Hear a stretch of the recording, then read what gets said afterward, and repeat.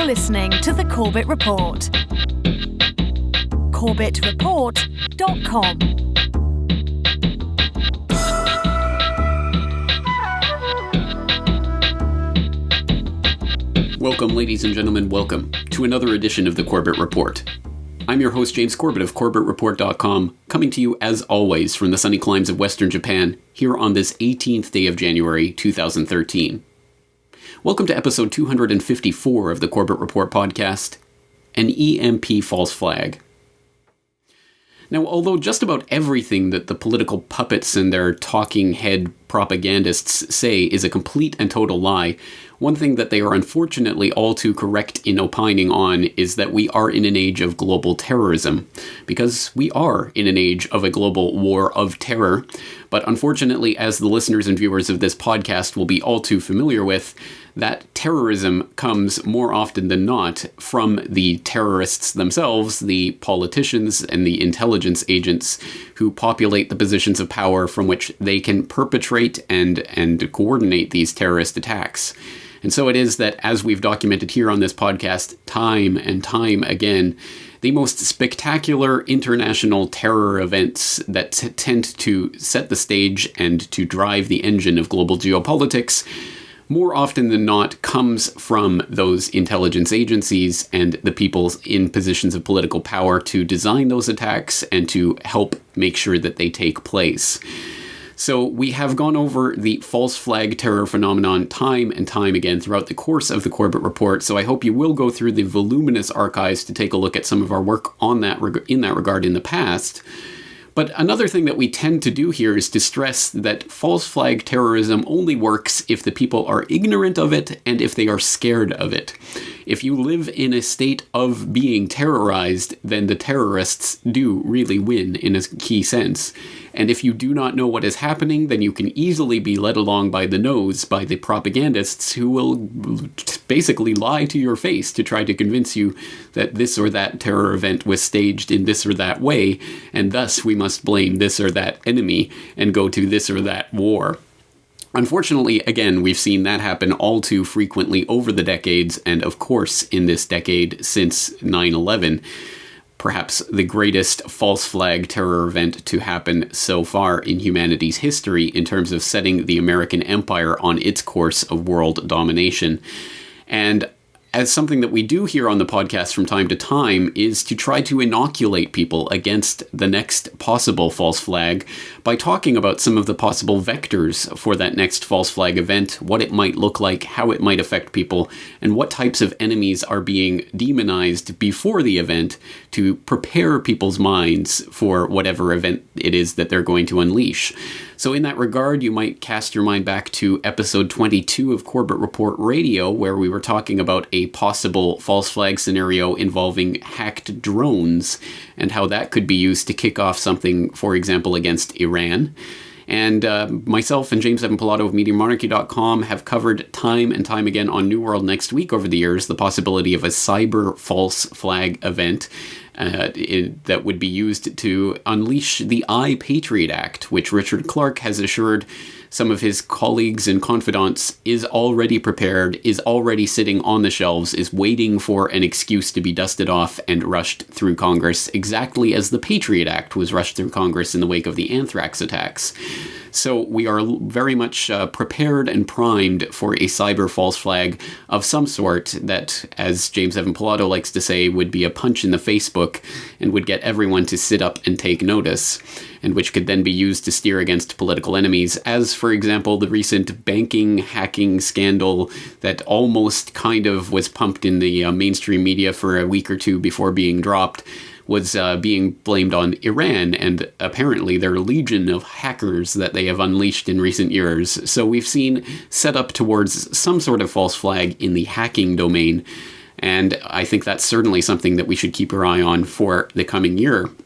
But today I'd like to posit a different false flag scenario, something that could potentially be used to blame, again, political enemies and to once again rally the American public and the peoples of the world to go back into war.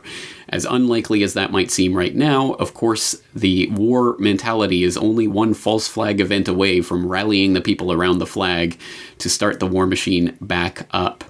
So what kind of scenario are we positing today?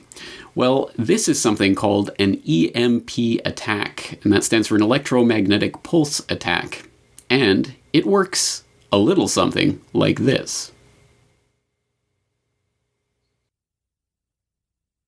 Oh my God. Mr. President, we have a national emergency. A nuclear weapon atop a ballistic missile has been launched from a freighter off the coast of the United States. The weapon is not designed to kill Americans, at least not directly and right away. Instead, it is meant to unleash EMP, an electromagnetic pulse that destroys electronic devices and power grids. As it detonates 300 miles above the United States, the single explosion unleashes electronic waves 1,000,000 times more powerful than any radio signal on Earth. In the United States, nearly all computers fail. Telecommunications end. Transportation comes to a halt. The stock market's crippled. Bank accounts disappear. Federal officials warn EMP could paralyze America, instantly returning our country to a pre-industrial age. And they say we are utterly unprepared for it. EMP. It's a terrorist dream. An American nightmare. Are you afraid yet? Well, perhaps you should be. Or at any rate, the US government believes that you have reason to be. And this comes on the back of a commission that was set up back in 2001. And this was actually funded into existence via the NDAA for fiscal year 2001, where the government formed what came to be known as the mouthful of a name, Commission to Assess the Threat to the United States from Electromagnetic Pulse Attack, also known as the EMP Attack Commission. As I say, it was funded into existence in the 2001 NDAA, and in 2004 it produced an executive report and a critical national infrastructure report. And let's read from that executive report just the overview to get a sense what it is that the government believes that we should be scared about in this possible EMP attack scenario. So reading from that report, it says, quote, "The high-altitude nuclear weapon-generated electromagnetic pulse is one of a small number of threats that has the potential to hold our society seriously at risk and might result in defeat of our military forces. Briefly, a single nuclear weapon exploded at high altitude above the United States will interact with the Earth's atmosphere, ionosphere, and magnetic field to produce an electromagnetic pulse radiating down to the Earth, and additionally create electrical currents in the Earth. EMP effects are both direct and indirect. The former are due to electromagnetic shocking of electronics and stressing of electrical systems, and the latter arises from the damage that shocked, upset, damaged, and destroyed electronics controls then inflict on the systems in which they are embedded. The indirect effects can be even more severe than the direct effects. The electromagnetic fields produced by weapons designed and deployed with the intent to produce EMP have a high likelihood of damaging electrical power systems, electronics, and information systems upon which American society depends. Their effects on dependent systems and infrastructures could be sufficient to qualify as catastrophic to the nation. Depending on the specific characteristics of the attacks, unprecedented cascading failures of our major infrastructures could result. In that event, a regional or national recovery would be long and difficult and would seriously degrade the safety and overall viability of our nation. The primary avenues for catastrophic damage to the nation are through our electrical power infrastructure and thence into our telecommunications, energy, and other infrastructures. These, in turn, can seriously impact other important aspects of our nation's life, including the financial system, means of getting food, water, and medical care to the citizenry, trade, and production of goods and services." End quote. All right, so that is at least part of that 2004 executive report that was issued by the EMP Commission, which was in fact re-established in 2006 and, for example, produced another report in 2008, another critical national infrastructure report. With some written testimony. So it continues to be something that is being pursued and thought about by the U.S. government, and is something that is from time to time being put back in front of our faces, especially over the last few months. There's been a lot of activity on this EMP attack. Well, propaganda, I'd like to say, but I'll let you be the judge. So, at least we know it is a theoretical possibility that some high-altitude nuclear blast could have some sort of EMP effect that could devastate electrical systems in the area, and if it affects the grid in the right way, could in fact take down the nation's electrical power grid. Quite a startling idea, but why am I positing this as a potential false flag? Well, I think there are a few different vectors by which we can identify a false flag, a few things that have to come together for it to be a possible nominee, shall we say, for the next false flag scenario. So, for example, I think that it has to be a potentially catastrophic event. It has to be an event that would cause enough confusion that there would be the wiggle room to use the immediate aftermath of the events to push the nation into war or into panic mode so that it can be directed against political enemies on the basis of little or perhaps even no evidence whatsoever.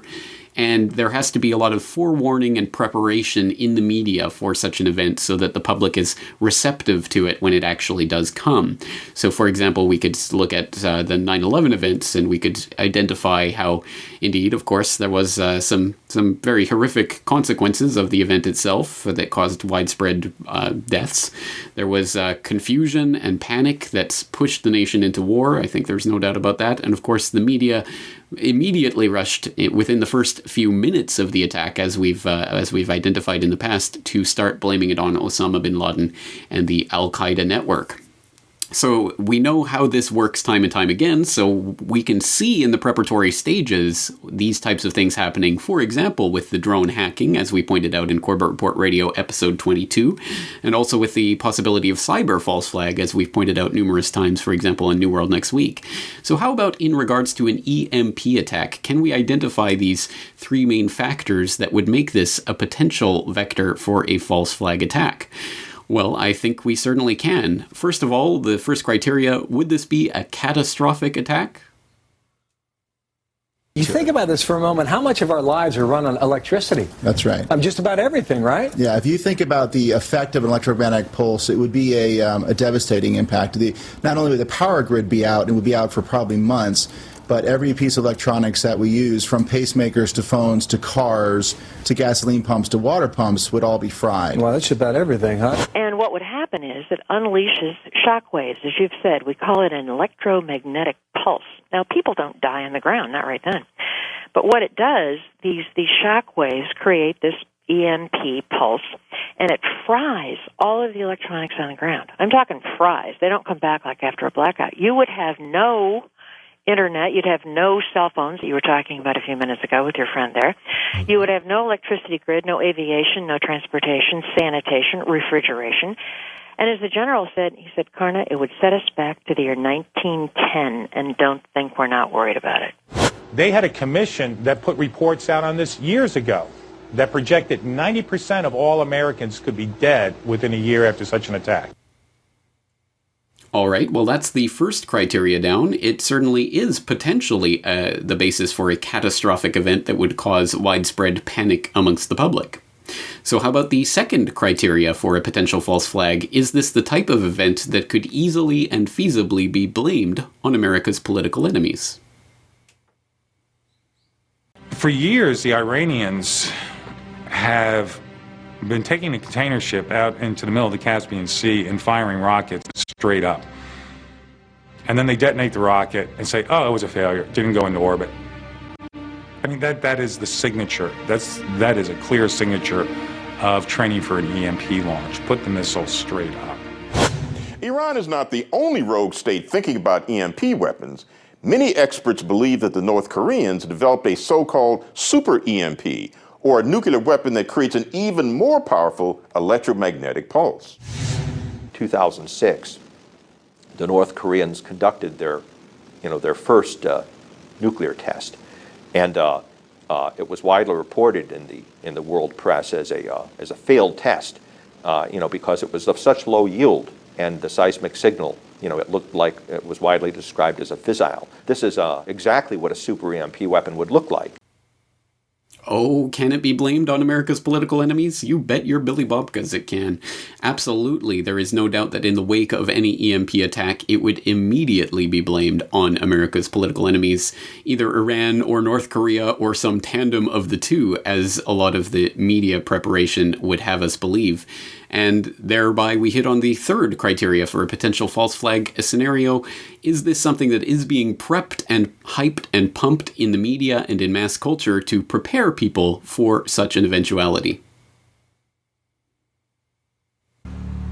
Transport, finance, electricity, communications, everything relies on a hidden network of millions of microchips, each one silently working for us. Like it or not, today there's no going back. Think about it. You buy a cup of coffee. The guy who sells the coffee gets the grains from a supplier who has them delivered by truck from a warehouse. It's all connected. So what happens when suddenly, without warning, the connection is broken and the machine just stops? James Carafano and other experts say huge segments of the population in an attacked area could even be at risk of dying within a year of an attack, not from the detonation itself, but from starvation, exposure, lack of medical care. They say that's because the transformers that power many electrical grids take a long time to manufacture and transport, and with transportation knocked out by the attack, that prolongs the isolation. Once again, a resounding yes. So I think we have a check on all three of the main criteria for a potential false flag scenario. It is something that could cause widespread panic and potential catastrophe. It is something that could easily be blamed on America's political enemies, and it is something that is being prepped right now, hyped and pumped up in the media and by the culture creation industry in general, to prepare the minds of the public for such an event and to basically let the public know who they should blame if and when they ever see this occur. And we can get that not only from those clips, but from a number of different sources, and a lot of the sources you would expect to see this particular false flag fear-mongering appearing in, including the Mooney Times, why not, where they recently had an editorial by Peter Vincent Pry, who is the executive director of the Task Force on National and Homeland Security, a former member of the Congressional EMP Commission, and a member of the House Armed Services Committee and the CIA. So basically all the credentials you could ever need for someone who would be out there being pushed to pump and pimp this false flag scenario. And as I say, the Mooney Times, Washington Times, recently published an op-ed from him entitled, provocatively enough, "North Korea EMP Attack Could Destroy U.S. Now. Obama Must Take Immediate Action." And if that title wasn't fear-mongering enough and leading enough, the rhetoric in this article itself is pretty blatant. So let's just take a look at some of this, what is actually being pimped and pumped right now by people like Pry.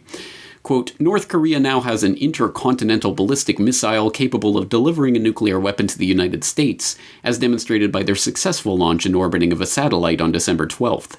Certain poorly informed pundits among the chattering classes reassure us that North Korea is still years away from being able to miniaturize warheads for missile delivery, and from developing sufficiently accurate missiles to pose a serious nuclear threat to the United States. In fact, North Korea is a mortal nuclear threat to the United States right now. North Korea has already successfully tested and developed nuclear weapons. It has also already miniaturized nuclear weapons for ballistic missile delivery and has armed missiles with nuclear warheads. In 2011, the director of the Defense Intelligence Agency, Lieutenant General Ronald Burgess, testified to the Senate Armed Services Committee that North Korea has weaponized its nuclear devices into warheads for ballistic missiles. North Korea has labored for years and starved its people so it could develop an intercontinental missile capable of reaching the United States. Why? Because they have a special kind of nuclear weapon that could destroy the United States with a single blow. End quote. And let me add, yes, that verbose and flowery rhetoric used to describe and to hype up this threat in the most severe terms should give us a clue as to the extent of the fear-mongering that is being pushed around this issue right now. And the idea of North Korea launching a nuclear attack on the United States is absolutely the most outlandish and ridiculous scenario that could possibly be conceived in world geopolitics right now. And I suppose the only thing going for it is the fact that the leadership of North Korea is demonstrably and certifiably insane. I don't believe they've shown the impulse to be suicidal to this point, but certainly one could imagine they are insane. But I still don't think that this is anywhere near the realm of feasibility, and yet it is being really hyped up as if it is an imminent threat that needs to be dealt with right now, as Pry likes to say in that op-ed. Well, you can go continuing reading on if you have the stomach for that type of fear-mongering. But if you wanted a slightly different take on the exact same scenario, you could turn to the Times of Israel, which is pimping the threat from where else? Iran. So they had this article back in October, quote, an electromagnetic pulse attack, the other Iranian nuclear threat. Some experts say Tehran may be preparing for an EMP strike, which could fry electrical grids with devastating consequences. Just what might happen if the Iranians got their hands on a nuclear weapon? Would they fire it at an Israeli city, causing tens or hundreds of thousands of casualties? Or would they use it as a geopolitical weapon, seeking to dominate the Middle East and forcing the hand of Western powers, either subtly or by overtly threatening death and destruction to those who fail to heed their dictates?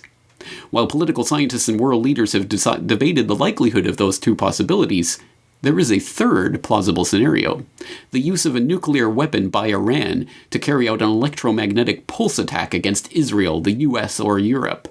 Such an attack could cause severe damage to the electrical grid in the targeted nations, to the extent that the routines of daily life centered around the use of electrical power could be halted for a short or even long period of time. End quote.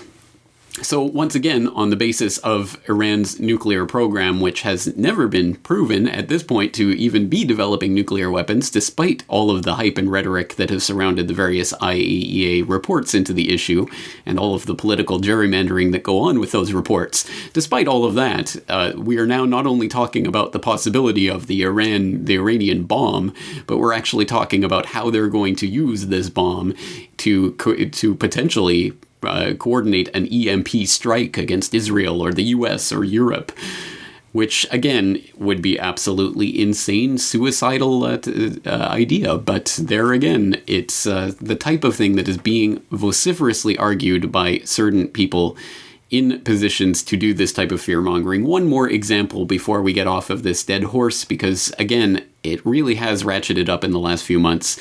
We can also see this from WND.com, which posted on New Year's Day of this year. This article: think EMP attack would only cut power? Evidence shows explosions, fires would be prelude to the catastrophe.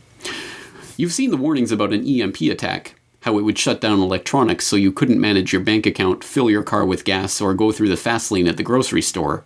But you're prepared. After all, you bought a generator, have a couple cans of gasoline, a few weeks' worth of food, and a plan to make sure your family is safe. But what would you do when the explosions start? Yes, explosions, as in the 1980s eruptions of flames from a 36-inch natural gas pipeline in the Netherlands, the Bellingham-Washington blaze in the 1990s when 250,000 gallons of gas leaked into Hannah and Whatcom creeks and ignited, or the New Mexico blaze that killed 12 and left an 86-foot-long crater in the ground. That danger would be very present should an electromagnetic pulse event or attack strike, according to experts on the issue.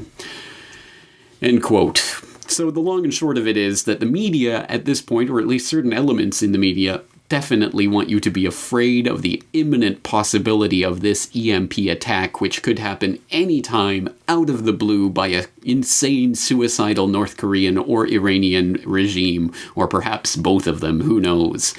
So once again, I think that the increase in the chatter about this particular scenario is a worrying sign, because it does show that there is more attention being paid to this possibility, which, as we can imagine, is one of the signs that they are preparing at least for a type of coordinated response to this type of EMP attack along the lines of starting World War III with Iran. So that is worrying, and I think we should be concerned about that aspect of it, if not so much the potential for Iran or North Korea to suddenly go suicidal and start one of these EMP nukes off in the atmosphere above America. But perhaps one of the most worrying signs that I've heard recently along this note came from a very recent edition of the Jack Blood Show, which airs on the No Agenda radio stream at noagendastream.com. And on the January 7th, 2013 episode of the Jack Blood Show, Jack hosted Michael Maloof, who is the author of a new book, A Nation Forsaken, about the potential harm and catastrophe that could be wreaked by an EMP attack. This could either be natural, just part of the universe, or it could be a terrorist, or it could be accident. I guess there's a number of ways something like this can happen. Well, and you know what's weird? Well, I was going to say, what's weird is there's a lot of TV shows now, fiction on network TV that are dealing with the aftermath of just such an event. Exactly. Well, an NBC program, I believe, named Revolution, talks about this. The latest release of the movie Red Dawn refers to it, but that was a man-made. That would be probably from a nuclear high altitude nuclear explosion, which would knock out all of your communications, your grid system, and it also could actually affect the military, because on our bases across the country, they rely on the national grid system by 99%. Right. So unless they've hardened things on the bases, and often, in most cases they have not, then it's going to be problematic for the military even to respond. You work for the Department of Defense, Michael. There's no contingency for this. There isn't. They wouldn't expect this. This wouldn't be put in the overall game plan going forward, because if this did happen and they were on the grid and they were dependent, as the rest of us are, on the things that run on electricity, wouldn't we be brought to our knees? Well, our weapon systems are increasingly being hardened against an EMP, because we use them against our adversaries. We use them in Iraq and what have you on our aircraft. Some of our aircraft now are getting hardened. Some of our capital warships, aircraft carriers, are similarly having hardened electronics to avoid this. As you know, they're strung up with all kinds of antenna. But the problem is in the United States is that the Department of Homeland Security, which has the responsibility to respond to any catastrophic emergency, does not list EMP as one of its 15 national planning scenarios, which activates and implements plans that go into effect in case of such an emergency. Now, I'm told President Obama is personally aware and concerned about geostorms and what have you, but he has not directed the Department of Homeland Security to make this one of their top plans. Well, they're very busy, though, Michael. They're busy strip-searching Americans and punishing political enemies. And I hate to not be a big priorities. I agree with you. I'm not a big fan of Janet Napolitano and Department of Homeland Security, the Gestapo. Well, there's no plan, and that's what's led me to think. And I didn't put this in the book, but as I've spoken about it with others, I really think that there needs to be an EMP czar who can reside at the National Security Council level and who can coordinate activities from the federal, state, and local levels to get this type of activity going, and work with Congress to get the proper funding, because it's going to cost anywhere from $20 to $50 billion to do. But the alternative will be if we get hit directly with a solar storm, which is the most immediate concern, right, that I have, is that NASA is predicting that it could cost upwards of $2 trillion in the first year, take us up to 10 years to recover, and it could affect more than 160 million Americans. All right, so far, so much the same. This is certainly something we've heard from a lot of different sources, as I've attempted to document so far today. So why is this particularly worrying coming from someone like Michael Maloof? Take us back to 9/11, and you were working at the time with the Office of the Secretary of Defense. Is that correct? Yes, I was in the Office of the Undersecretary of Defense for Policy. What do we need to know? Right? What do we need to know about that, Michael? Well, at the time, when I got involved in it, I was actually recalled from other duties I was performing over in Central Asia. I was training border guards up in Uzbekistan and Kazakhstan on how to track down terrorists, and then I was recalled back because of my previous experience as a head of a 10-person team, intelligence team that would look for diversions of high technology. And then our office, in coordination and cooperation with our intelligence and our enforcement community, would go out and try and stop those diversions. And so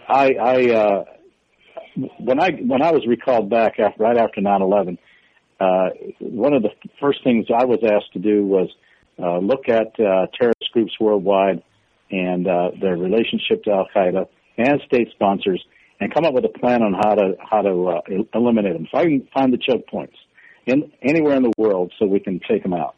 And what I discovered initially was that the intelligence community had not done that analysis, and it created a tremendous uproar between CIA and us people in policy because they were basically saying, "You're doing our job," and I had upper management telling me, "Look, we're about ready to go to war. We don't know who we're going to be fighting and where."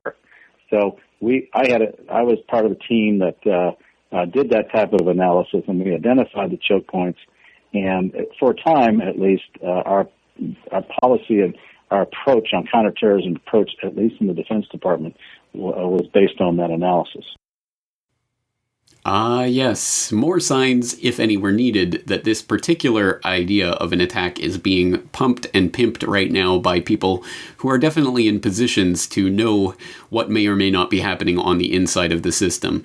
So that is just some tantalizing clues as to what's in that interview. I hope you will follow the links from the show notes of today's episode to go and listen to that whole interview that Jack conducted with Michael Maloof. I think Jack did a great job of drawing him out little by little and finding out some of the details about what Michael knew about what was happening on 9/11, etc., without actually getting him to hang up in Jack's ear, which is a delicate balance. So I hope you will go and listen to that full interview for the full context of that. But yes, suffice it to say, there are people in these types of positions who right now are doing their level best to spread fear and panic about the potential for an EMP attack.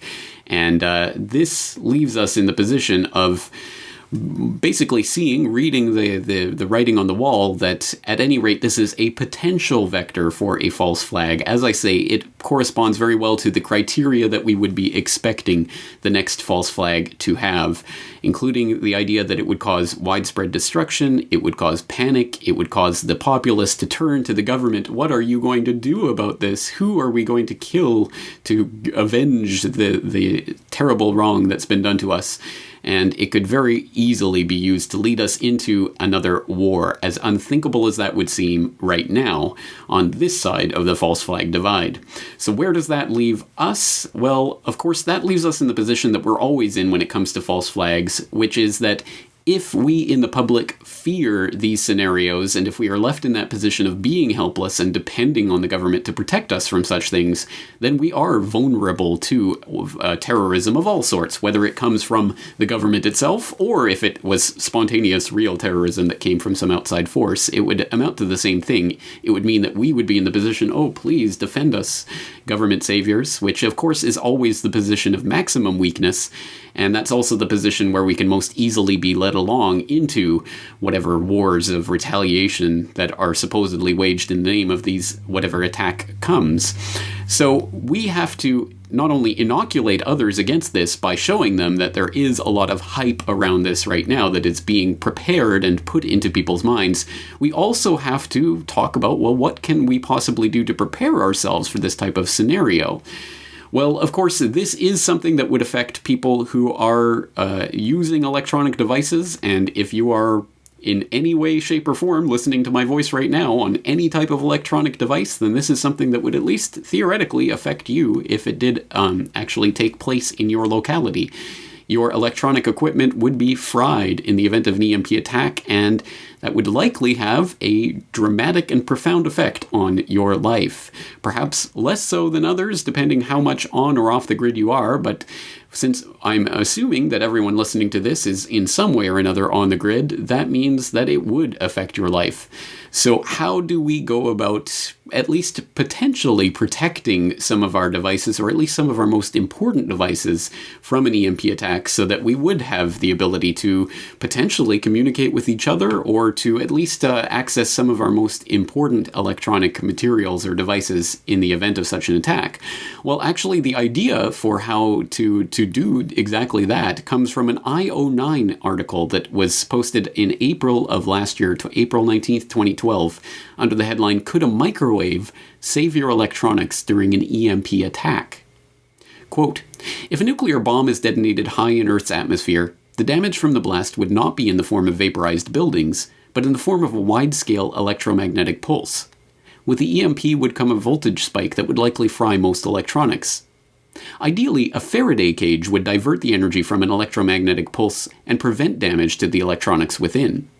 Faraday cages are containers made of a conducting material, typically copper or aluminum sheets or mesh, with the conducting material altering the alignment of electrical charges inside to counteract the incoming energy pulse. Faraday cages are simple to make.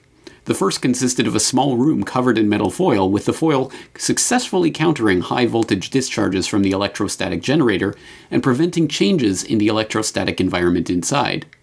You can create your own Faraday cage easily, but you likely have one: your microwave oven. The walls of the microwave are made of conductive metal, with the viewing hole similar to a mesh wall in a Faraday cage, making a microwave a hybrid Faraday cage. I measured the holes on my microwave and they came out to 1 millimeter, small enough to theoretically block a pulse with a frequency of up to 300 gigahertz. An electromagnetic pulse would give off energy with a variety of frequencies, but your microwave should block the bulk of them. You can test your microwave by placing a radio or cell phone inside of it and checking for signal. Can you call the phone in the microwave? How is your radio reception once inside?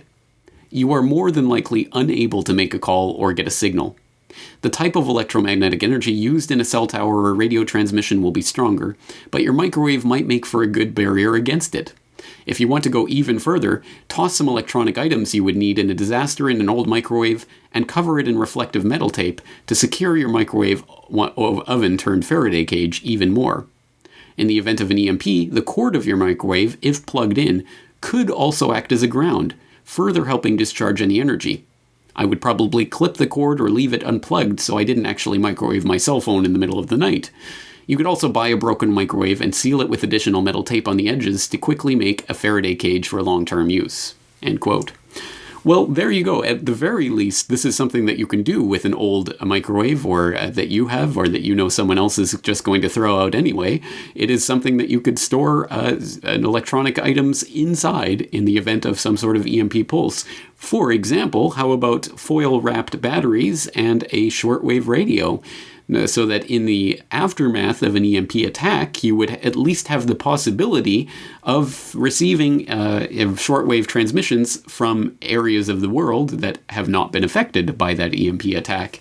And although in the immediate wake of an EMP pulse that would be strong enough to take out the national electronic infrastructure, there would be lingering effects in the atmosphere which would make reception difficult within those first few hours and days. But at any rate, hopefully after that dissipates, you would be able to at least get some sort of information from the outside world.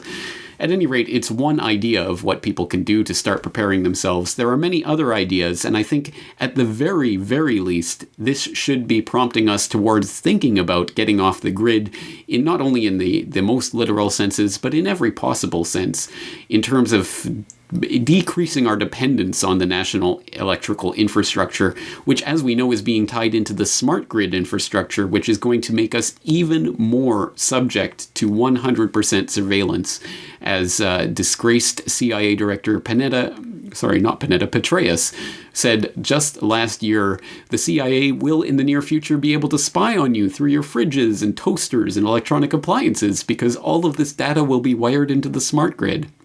Well, what better way to get around the smart grid than to look into such things as distributed electricity generation and looking at ways that electricity generation is going to be more and more produced at a local level rather than produced at giant power stations and then transmitted to you however many kilometers away from that station you might be and however much waste there might be in such a system. So there is distributed electricity generation systems that are being developed more and more. I suggest that you start your research into that for yourself so that you at least become familiar with some of this, with the caveat and the proviso that a lot of this is linked to veritable eco-nonsense that is in itself tied into the smart grid idea and is pumping those types of ideas. So you have to be a bit careful in that research, but I think there are some fruitful ways of looking to individual and localized electricity power generation that can at least start getting us thinking about getting off the grid. It's also important to note that an EMP attack might not necessarily be an attack. It might be the result of a solar storm. There have been solar storms in recorded history as little as 120, 150 years ago that would have, if there was a national electricity infrastructure at the time, have knocked the power grid out. It was strong enough to do so. And of course, there is always the possibility that at any moment we could encounter a solar storm of that size, and that would at the very least affect the national power grid. So that is something that we should keep in mind. If this actually does happen, it isn't even necessarily the result of an attack. It could be a natural phenomenon. Of course, that would not necessarily stop the government from using the confusion and panic to blame it on political enemies as if it was an attack anyway. So again, this false flag has a lot of different vectors. So we've looked at this as a possible false flag scenario today. I would throw in one caveat or proviso to all of this, and that is that if I don't believe that this would make a plausible false flag scenario if it was taken to its extreme of knocking out the entire national power grid, completely disabling all communications, and basically killing off 90% of the population. False flag attacks tend to be more localized, and yes, they do tend to be spectacular events, but they're events that can be used to stimulate a mass of people to be scared of a relatively small phenomenon. This would be a massive phenomenon that in itself could potentially even take down the government's ability to communicate its propaganda to the masses. So I wonder if this would not be too large an event for that type of false flag scenario. This is more the type of event that might be used in a depopulation or endgame scenario. So this might be a slightly different type of event, but nonetheless, there might be a smaller localized instantiation of the EMP attack that might be trotted out as an example that once again could be used to goad people into another war with Iran/North Korea/whatever enemy of the moment they want to make you scared of. So having said all of that, I will leave you once again out there to begin your research into this. I will humbly suggest the show notes for today's episode at CorbettReport.com as a starting guide for that research. I've linked up all the documents, articles, and videos that we've taken a look at today, as well as that interesting interview that Jack Blood conducted with Michael Maloof. So I hope you'll check into that and start researching some more possibilities for this type of false flag scenario. And by all means, let me know about your research. Contact me through the contact form at CorbettReport.com. I'd be interested to hear what you guys out there can dig up. And on that note, we're going to leave it for now, and I'll just remind people that there is going to be a new occasional podcast series that's going to be released once a month, the first edition of which will be released on Monday. This is going to be an audio-only podcast, so only people who are subscribed to the RSS feeds on CorbettReport.com or who are actually visiting CorbettReport.com will be able to see and download this MP3. So for all of you out there in YouTube land or watching the video, please go to CorbettReport.com on Monday for the first edition of this new occasional podcast series. That's all I'll say for now. Stay tuned for that. And until next week, thank you all for listening. Take care.